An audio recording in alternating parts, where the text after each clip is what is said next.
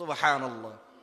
আমি জুতা স্যান্ডেল পরিধান করব কিভাবে, আমি টয়লেট বাথরুমে যাব কিভাবে, আমি ঘুমানোর সময় দোয়া কিভাবে পড়ব, ঘুমাবো কিভাবে, উঠবো কিভাবে, মসজিদে দাখিল হব কিভাবে, মসজিদ থেকে বের হব কিভাবে, মসজিদে নামাজ পড়বো কিভাবে, প্রত্যেকটা ক্ষেত্রে নবীজির আদর্শ আছে না নাই?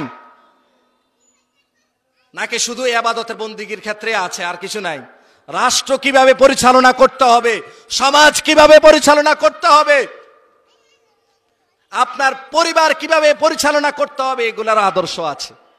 নবী আলাইহিস সালাতু ওয়াস সালাম বলেন, মুরু আওলাদাকুম বিস সালাতি ওয়া হুম আবনাউ সাবঈ সিনিন ওয়াদরিবুহুম আলাইহা ওয়া হুম আবনাউ 10 সিনিন। তোমার ছেলের যখন 7 বছর বয়সে উপনীত হয় তখন তাকে নামাজ পড়ার হুকুম করো, যখন 10 বছর বয়সে উপনীত হয় তাকে মাইট দূর করো, নামাজ জান পড়ে।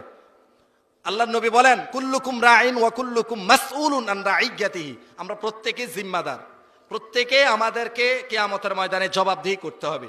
তাই আমরা প্রত্যেকটা বিষয় আমাদের পরিবারের যারা আছে তাদেরকে যদি আমরা সতর্ক না করি, তাদেরকে যদি না বুঝাই, আমার যতটুকু জিম্মাদারি আছে আমি যদি সেই জিম্মাদারি আদায় না করে কিয়ামতের ময়দানে আমি ধরা পড়ে যাব। এই কারণে আমরা প্রত্যেকে আমাদের যে পরিবার সন্তানাদি রয়েছে প্রত্যেককে দিনদার বানানো আমাদের কর্তব্য। তাই আমাদের এই সমস্ত নুরানি মাদ্রাসাগুলো আপনাদের সন্তানাদিদের জন্যই, কি ঠিক কিনা?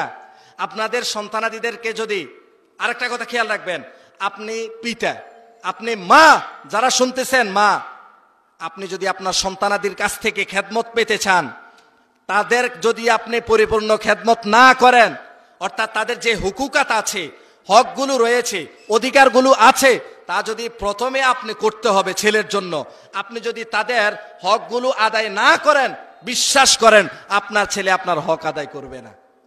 কারণ আপনি তাকে, তার নাম রাখছেন একটা, যার নামের অর্থ অন্য কিছু, তার দিন শিক্ষায় দেন নাই, তার মা হয়েছে একটা বেশ্যা মহিলা, এখন তার হকগুলো আদায় করেন নাই, আপনার হক আদায় করব?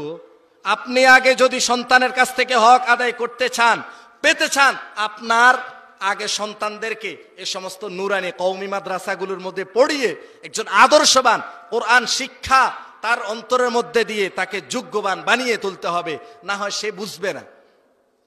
আল্লাহ তাআলা আমাদেরকে এই সমস্ত কথাবার্তার উপরে আমল করার তৌফিক দান করুক।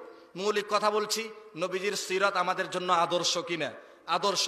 তাই আমাদের প্রত্যেকটা বিষয়ের ক্ষেত্রে সতর্ক থাকতে হবে যাতে করে আমার প্রত্যেকটা বিষয় নবীজির সুন্নত মুআফিক হয়, নবীজির তরিকা মোতাবেক হয়, আমার মন গড়া মতো যাতে করে না হয়। আল্লাহ তাআলা আমাদেরকে এই সমস্ত কথাবার্তাগুলোর, আমাকে আপনাদেরকে আমল করার তৌফিক দান করুক। ওয়া আখির দাওয়ানা আলহামদুলিল্লাহি রাব্বিল আলামিন।